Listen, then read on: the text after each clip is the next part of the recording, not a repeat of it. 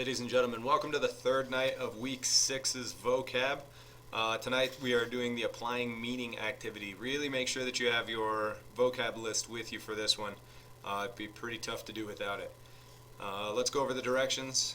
Have a blank page ready in your vocab journal. Number your page 1 through 8.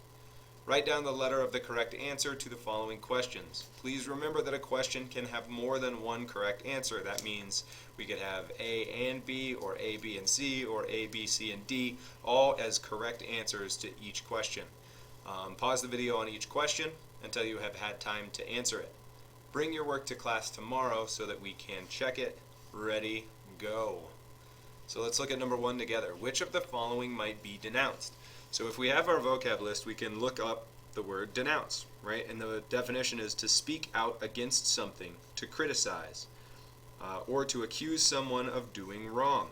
So we have 2 sample sentences. The president denounced Congress for failing to approve the budget, or Carla denounced Victor, who sat next to her, for cheating on the test. So with that in mind, could we denounce a plane's arrival?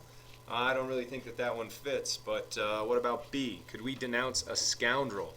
Well, absolutely we could denounce a scoundrel. That sounds a lot like Carla's denouncing Victor in our sample sentence. Could we denounce an act of cruelty?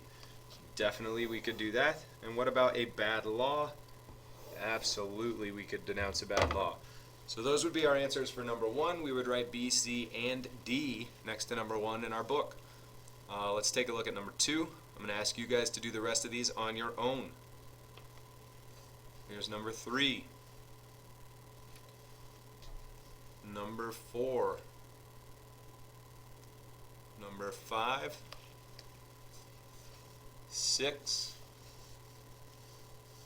this is a tricky one, 7, and 8. That's the last one for the evening. Great job, ladies and gentlemen. Please make sure that you bring your work to class tomorrow. We will have an activity, either a quiz or an activity to deal with these words and to work with them some more tomorrow in class, so please make sure that you have a good understanding of them. I would also recommend bringing that vocab list with you.